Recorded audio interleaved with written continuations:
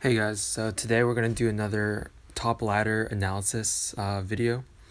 And in this video, we're going to be going over two games, one versus Isaporon, which is a top Japanese player.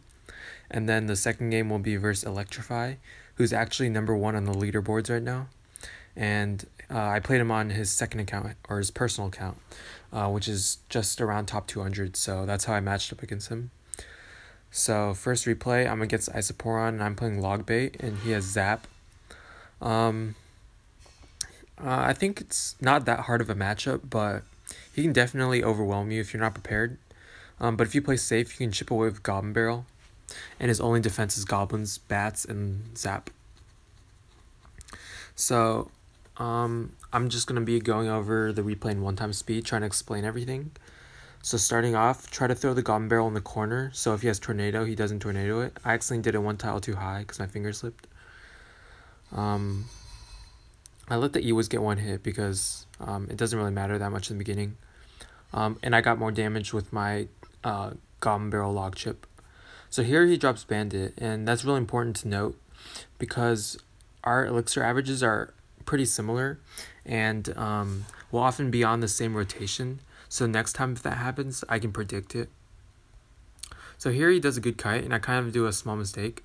I should have dropped my Goblin Gang a little further down so that his goblins couldn't take my goblins out. Because as you see here, he zaps, and then his goblins finish off my goblins. So I have to cycle to Princess, and then I have to log. And my Princess also should have been opposite lane, so he couldn't have poisoned. So he got a lot of damage there due to two small misplays. But if we defend, we shouldn't take any damage in double elixir. So now that he's not Tornado, I can center the Goblin Barrel. And I get decent damage there. Here I was trying to hit the Battle Ram and the Bats with my Ice Spear, but I miss. So I have to play Princess. And the Princess misses the Bats, so I take a ton of damage here. Okay, so here's what I was talking about earlier. He's used his Bats and his... he's used his Bats basically, and so now I know in his hand he has Bandit and Goblins, which are his two main threats to my Princess, and Ewiz. So if he plays Bandit or Ewiz, Goblin Gang will take them out. So I predict here that he's gonna play Bandit, so I drop Goblin Gang, and that takes out his Bandit. Now here he zaps, so I'm pretty sure his hand here, he doesn't have Bats in his hand. And his hand is either, is probably Goblins, Ewiz, and Poison. He hasn't revealed his last card. So he probably doesn't have enough elixir to Ewiz because he just used Bandit and Zap, which is 5 elixir, after pushing on my tower. So I know that his hand has Goblins in them. So right when the Princess gets up to the bridge, I prediction log, and I take out his Goblins. So now here, I should have known that he was down on elixir because he just spent a lot of elixir trying to take out my Princess. So I should have thrown Goblin Barrel right here. But I wasn't too sure in the game, and I wanted to have enough elixir to defend. So if I threw out my Goblin Barrel, I also had Knight for defense. So I wait a little bit, which isn't really a mistake, but it's something I could have done to get more damage. So he whizzes, and he misses the Goblin, so I get a bunch of damage. So now I just Knight his Ewiz, and I'm almost caught up in damage. And then double elixir is about to start, so I can go really aggressive. So right as the Ewiz dies, I drop a Princess at the bridge. And it locks on for 2 shots, I think. Yeah. And then he zaps it. So I just drop Ice Spear and then Goblin Gang. And then I just cycle really aggressively to my barrel because he doesn't have log. And I get a lot of damage there.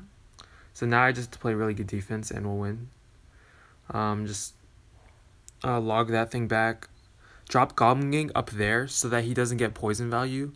I should have dropped my poison further to the left so he couldn't poison my tower and the Princess.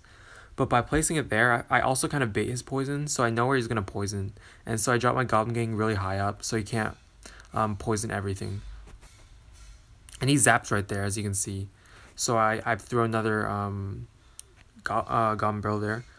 And I should have known that he had log and cycle, but I didn't have...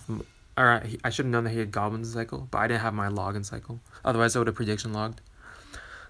So here I just play safe and drop Knight there. Log because he might have gotten to tower. Again, Goblin Gang up top so he can't get a valuable poison. It was really close to connecting there, but luckily it stops. And then same thing here. He stops all damage, which is really good. If you noticed, he dropped his goblins in the top right. So it stopped the top and then the right goblin. And then he dropped his bandit for the left goblin. So I actually got no hits. So I know that with one more barrel connecting and rocket, I'll be able to take his tower out. So I play barrel in the front because I know he doesn't have goblins. And he doesn't stop the barrel from connecting. So that was game right there, actually. And I had rocket, which would have finished the tower off anyway. So that was a really good game there. And so my next game will be versus Electrify. Right now he just dropped out. He's 254th. But this game gave me 35 trophies, which actually at the time put me at like 160th, I think. And I've decayed to 185th.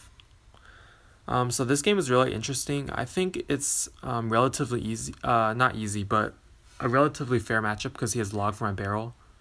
But he doesn't have zap for my minion horde. So once I realized what his deck is, I realized I have to get damage through my miner and minion horde and bats to abuse the fact that he doesn't have zap.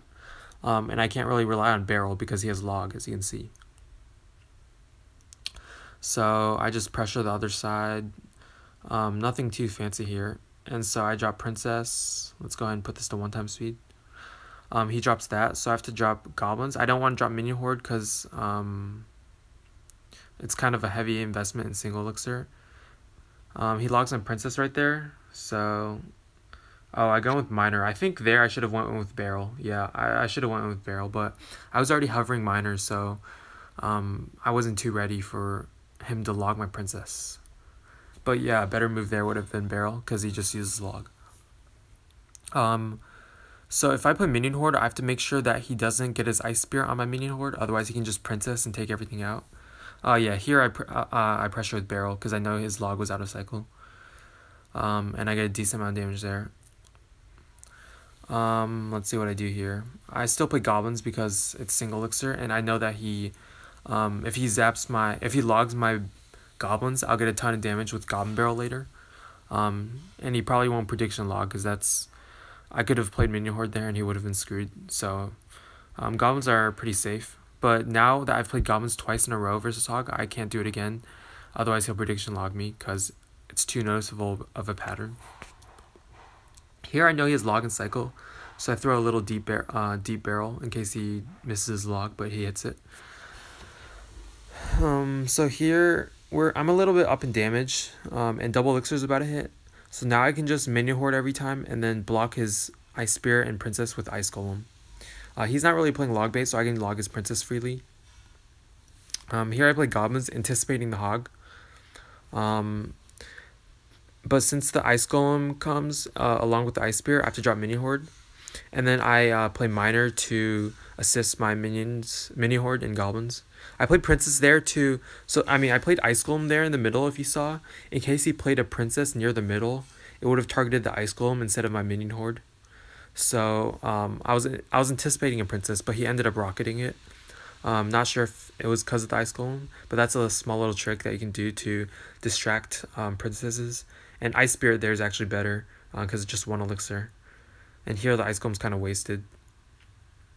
Here I stack up princesses so he can't log them because otherwise I get a lot of damage with my goblin barrel push. Here I'm not sure if this was a mistake, but it was definitely something interesting that I chose to do. I chose to keep this princess alive so I could put more pressure on the left side because the tower is actually kind of even. So I decided to play bats and log just to protect that one princess, so he has to spend more elixir to deal with it. And then let's see, yeah, so here I didn't have goblins in cycle because I just used them, and I barely had elixir for minion horde, so I'm not sure if that was a mistake there.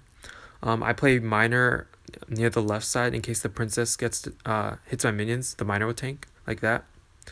But he plays good defense with ice golem and bats, I think. No, not bats. I keep pressuring because I don't want him to hog because I don't have a good answer in hand. But now I have minion horde in hand.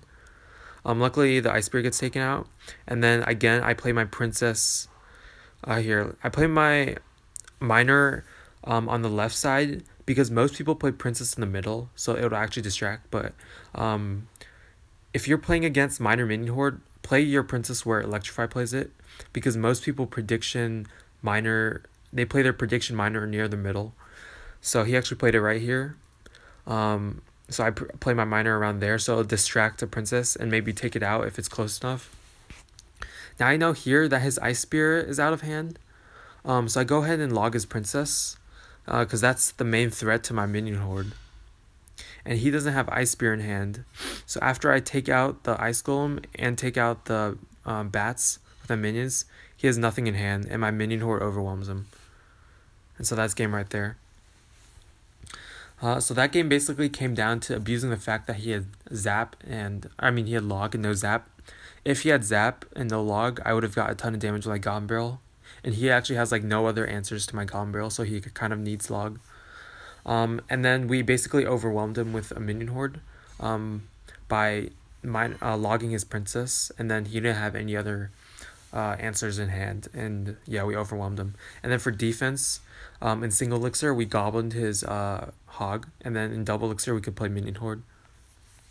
So I think that was a pretty clean game. And those two games basically came down to a lot of anticipating what your opponent's going to do, especially the first game. And then the second game was just abusing the fact that he had log and trying to take advantage of my bait deck, basically. Hope you guys enjoyed this episode. If you guys want another kind of this episode, make sure to let me know, and I'll try to upload videos if I play some well-known players. See you guys next time.